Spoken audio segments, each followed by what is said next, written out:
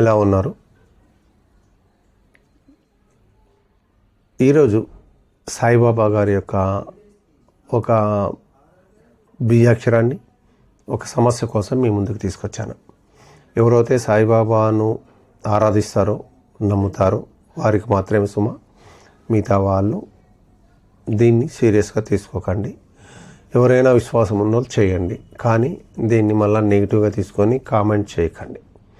నాకు తెలిసిన విషయాన్ని నేను చెప్పాను, చేస్తే చేయండి, లేదంటే లైట్ తీసుకోండి, వదిలిపెట్టేసేయండి అంతే. ఓకే. అత్తా కోడళ్ళ సఖ్యత కోసం, అత్తా కోడళ్ళు ఉన్న ఫ్యామిలీలో గొడవ పడుతూ ఉంటారు.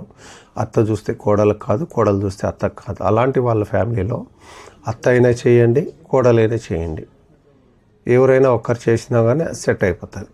ఓకే. దీనికి చేయవలసింది ఏమంటే అత్తా కోడల సఖ్యత కోసం ఒక బీజాక్షరం ఓం హృదయ గ్రంథ భేదకాయ నమః.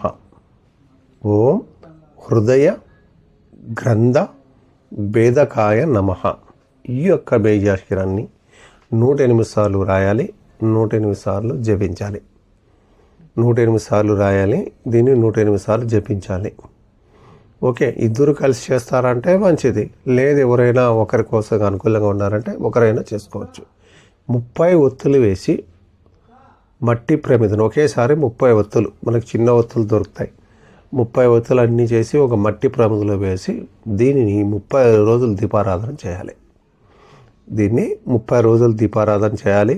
ఈ 30 రోజులు కూడా మీరు 108 సార్లు రాయాలి, జపించాలి. ఇది కంటిన్యూగా చేయాలండి. ఎప్పుడైనా చేయాలనుకుంటే మీరు గురువారం రోజు మీరు మొదలు పెట్టండి. సాయిబాబా గుడికి వెళ్ళండి, అక్కడ కొబ్బరికాయ కొట్టి బాబాను మొక్కొని రండి.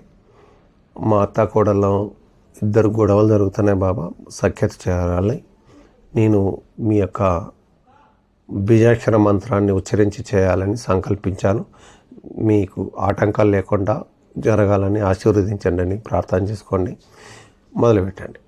ఓకే. గురువారం మొదలు పెట్టుకోండి, అనుకూలంగా మీకు ఉంటుంది, గుర్తు కూడా ఉంటుంది. ఇలా డేట్ రాసి పెట్టుకోండి, మీరు డేట్ కరెక్ట్గా 30 డేస్. ఓం హృదయ గ్రంథి భేదకాయ నమః. చదువుకునేటప్పుడు పేపర్లో రాసుకుంటూ కూడా చదువుకోండి. 30 ఒత్తులు. ఓకే. మళ్ళీ ఒకసారి రిపీట్ చేస్తాను. 30 ఒత్తులు ఒక మట్టి ప్రమిదలో పెట్టి దీపారాధన చేయాలి. ఇలా 30 డేస్ చేయండి. చేసి ఇద్దరు కూడా ప్రేమపూర్వకంగా అత్త కోడళ్ళు ఉంటే ఆ ఇల్లు బృందావనం నందనంగా హ్యాపీగా ఉంటుందని కోరుకుంటా. సర్వే జన సుఖినో భవంతు. లోక సమస్త